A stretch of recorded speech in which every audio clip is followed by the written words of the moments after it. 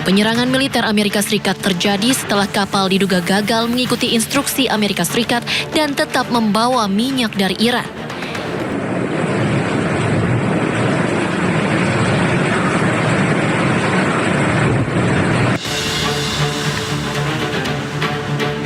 Kepulan asap tebal membumbung dari badan kapal tanker di perairan Oman. Penyerangan militer Amerika Serikat terjadi setelah kapal diduga gagal mengikuti instruksi Amerika Serikat dan tetap membawa minyak dari Iran. Bahkan kapten kapal menghubungi otoritas Iran untuk meminta bantuan dan perlindungan. Sementara otoritas tempat masih terus memantau kondisi kapal dan perkembangan di lokasi kejadian. Regarding your vessel, so they want to know the current status. Sir, please share the coordinates. Okay. Sinas Port Control. Situasi di kawasan Timur Tengah memanas membuat insiden ini menjadi sorotan dunia. Sementara penyebab pasti insiden kapal tanker terbakar masih dalam penyelidikan. Sebelumnya pasukan militer AS juga menyerang sebuah kapal tanker minyak di perairan Oman. Serangan tersebut menewaskan 3 pelaut India.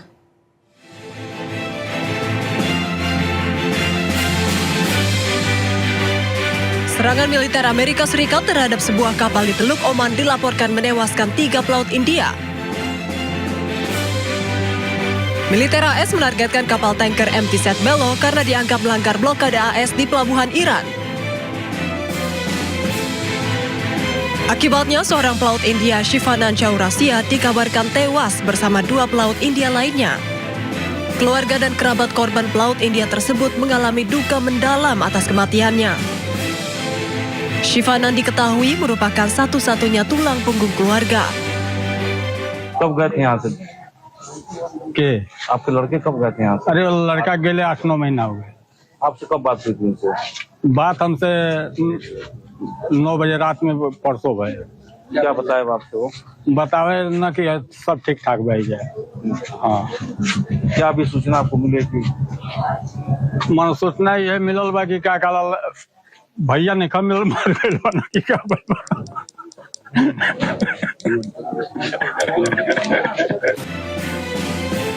Sebanyak 24 pelaut India berhasil dievakuasi usai militer Amerika Serikat menyerang kapal tanker minyak di Teluk Oman. Serangan Amerika Serikat terhadap kapal tanker minyak yang dituding mengangkut minyak Iran merupakan serangan kedua dalam 3 hari terhadap kapal yang membawa awak kapal dari India. Halo pemirsa, kita berjumpa di segmen Sindo News 5, ruang bincang yang bukan sekedar menyampaikan berita, tapi juga mengajak kita semua berpikir lebih dalam tentang apa yang sedang terjadi di negeri ini. Bersama saya Ardi Lase.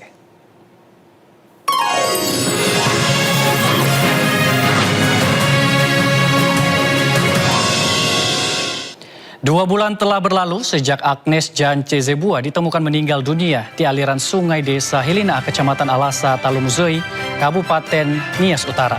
Namun hingga kini penyebab pasti kematiannya masih menyisakan banyak tanda tanya.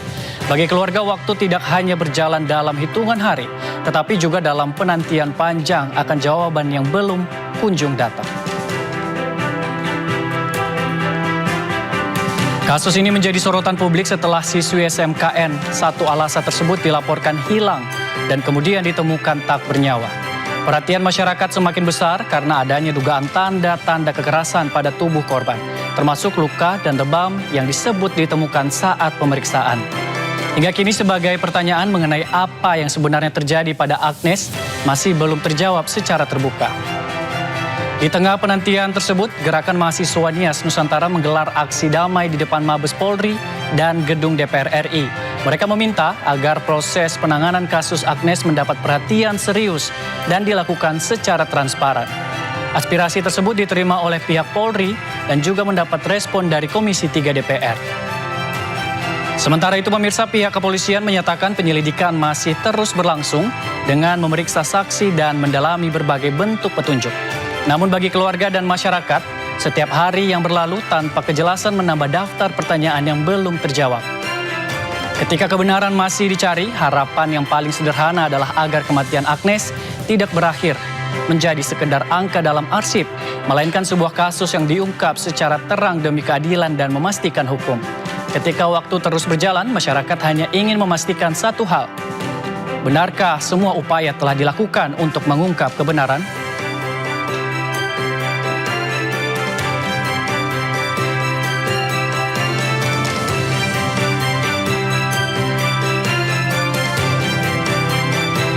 Pemirsa, Wakil Ketua DPR RI Sufmi Dasko Ahmad menyebut kepercayaan publik pada pemerintah mulai meningkat di tengah kondisi ekonomi saat ini.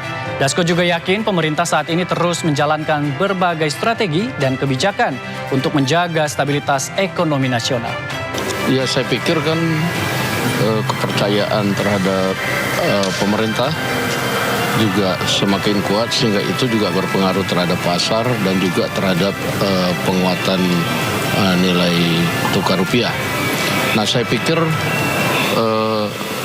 kerja-kerja pemerintah akan terus dilakukan.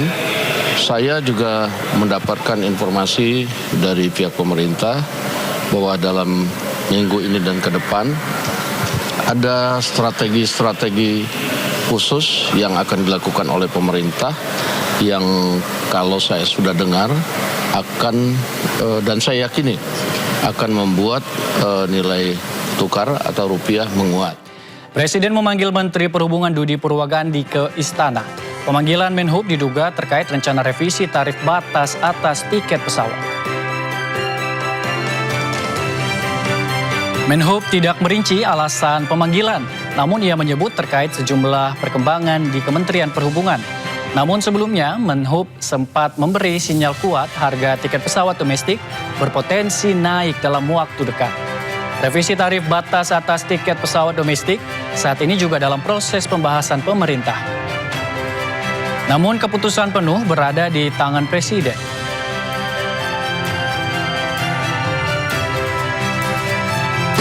Progres beberapa yang terkait dengan Menhub.